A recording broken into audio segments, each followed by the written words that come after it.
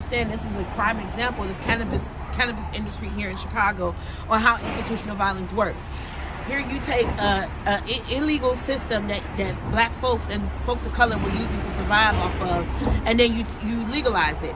But then when you legalize it, you push out all the people of color who basically created this and started this to survive, and then you make your money off of it because it was just too big of a pot for you to understand how are they making all this money.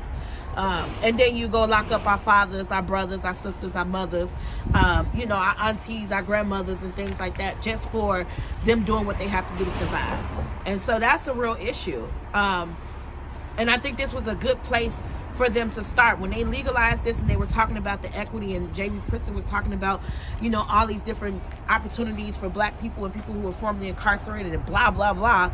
We thought that, okay, maybe this might be a good opportunity for folks to make amends and be able to get what they need and help the community.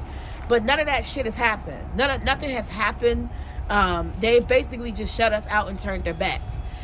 So the lottery was a fucking bunch of bullshit because those big old money grabbers already had their hands in those people's pockets. So that was just a bunch of bullshit. And then you made all that money off the people who put in hard work, blood, sweat, and tears to be able to do those applications, because you were charging all that money even with the discount that you call yourself doing. And then none of those people got picked. So imagine all that money that you just made, how that money could have helped people, especially in the time that we're in now that we did not foresee when we were all throwing that money down the pot.